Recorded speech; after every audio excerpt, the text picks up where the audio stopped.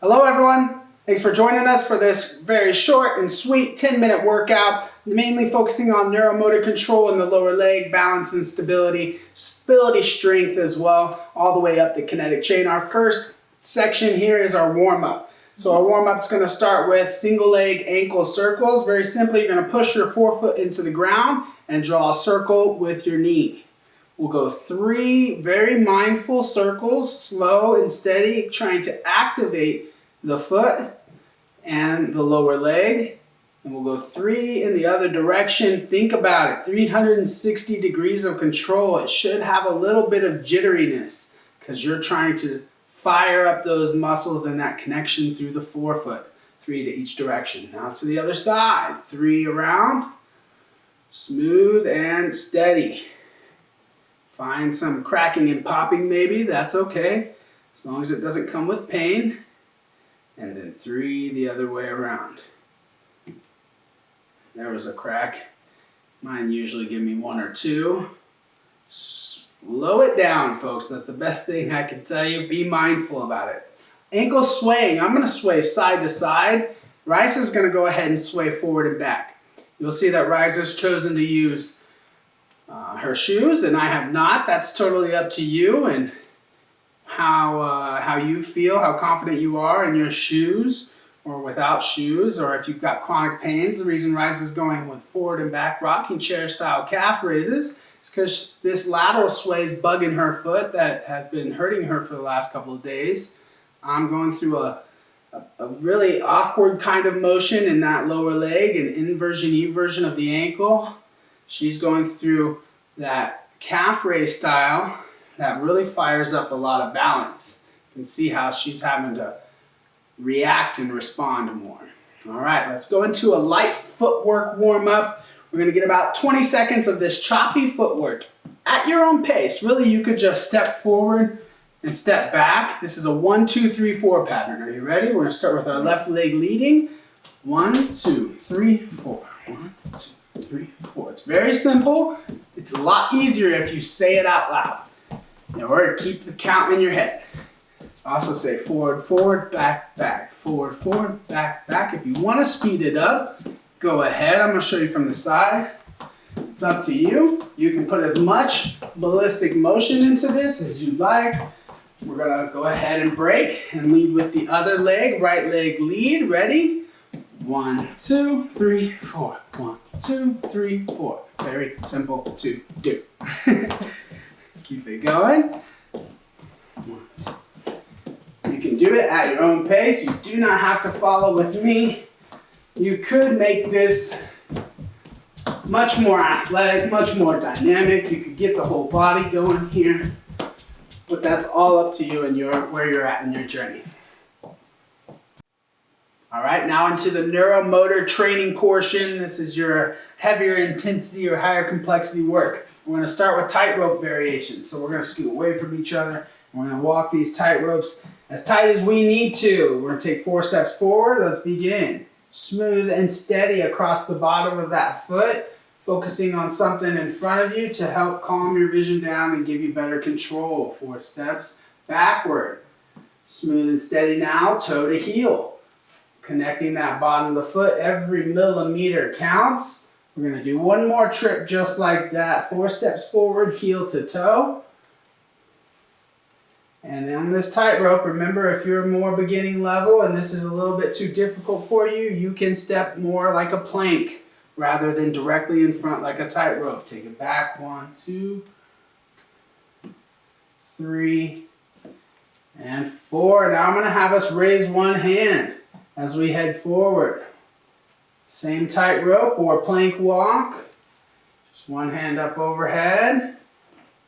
4, and as we switch to go backward, bring that other hand up overhead. Ooh, the slower you go, the more mindfully you challenge yourself, the more result you'll get out of this training. Good. This time cover one eye. Last trip up and back with the tightrope walk. And we're going to take it back, covering the opposite eye instead. Ooh, feel that vision have to shift and clean things up. React and respond. Good. All right, so I'll have you stay facing me. Let's move up to the center for our staggered stance. The staggered stance position is just that offset position and us finding our center with balance from the front to the back leg. So I'm sitting straight down into it, keeping weight in both the front and the back leg, centered well. To challenge yourself more, we got left foot forward here. Let's begin. You can go more narrow on that tightrope. There should be a little bit of reaction time working here, some little twitches and corrections happening on their own in those feet. If there weren't, you might topple over. We're holding it there, and remember, if you need help with this or to take it to a little bit of a lower level, you can just step out on the plank instead of the tightrope. 3, 2, 1, switch sides. So now the right leg is forward. Staggered stance to the opposite side. Sit that weight evenly. So we're not leaning more weight to the front foot. We're not leaning more weight to the back foot. We're sitting down, straight down. If you remember my postural stance video, we got 8 points of contact on the bottom of those feet. All 8 points of contact are connected to the earth here.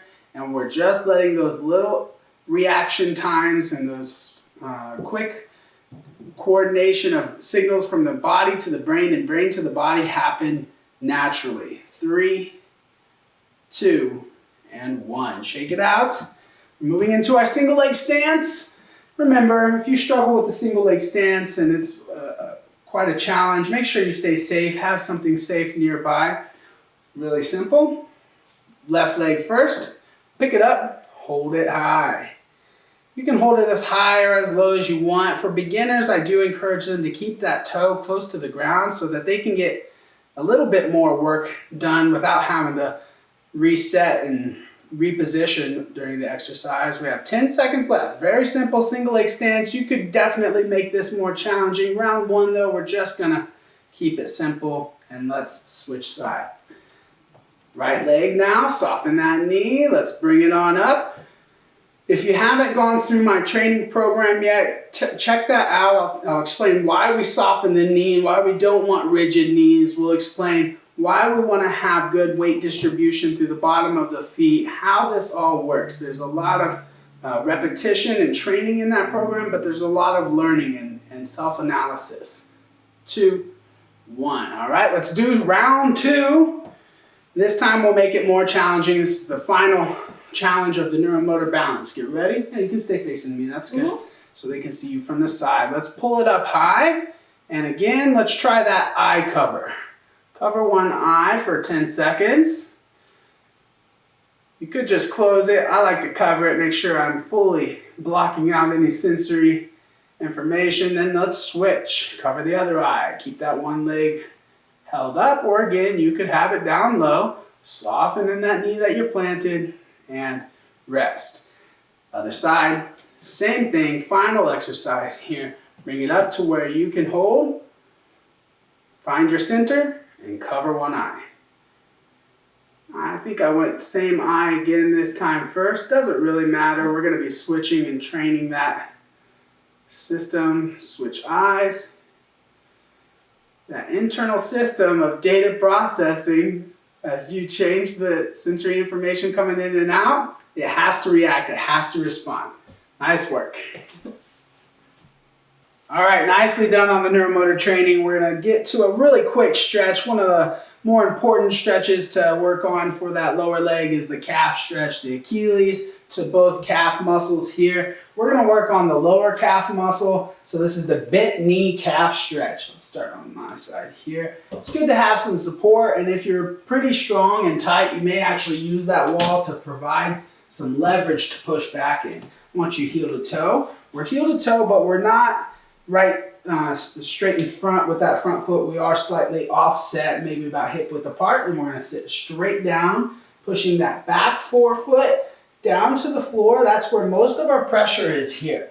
Driving that knee forward, not to cause pressure in the knee, but to create this angle in the ankle that lengthens that Achilles to the middle calf right here. That lower calf muscle is called your soleus, and it's one of the tightest muscles and most active muscles in our body.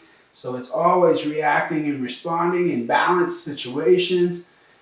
If you can actively also pull your toes up toward the shin here, and that's going to, you can't really see it move, but it's me actually intrinsically pulling into a deeper stretch on the back side. Good, let's switch that and shake it out. So the bent knee calf stretch, a very important exercise for mobility in your, not only your lower leg, but in all your squatting patterns, lunging patterns. Good. Same one, you switch? Yeah, just switching legs. Now you go ahead and switch. Switch legs. Yeah, there you go. Perfect. Now we're sitting down. Line it up a little bit closer to the back of the heel. Sitting straight down, pushing that knee down toward the floor, but mainly reassuring yourself that you're putting most of your pressure in the back, front, or the front of the back foot. We also are going to keep that back heel on the ground. We don't want that heel elevating. This is a bit of a harder one to feel. But you're going to look for that stretch more in the deep belly of the calf, through the Achilles. You may get some crunchiness if you're like me and you have history of ankle injuries. You may feel that in the front a little bit, but find that stretch. Maybe try to pull the toes up. We'll do it for another 5, 4, 3, 2, 1. And remember, on that one, you're offset right about hip width apart, not straight behind it. Nice job, everyone.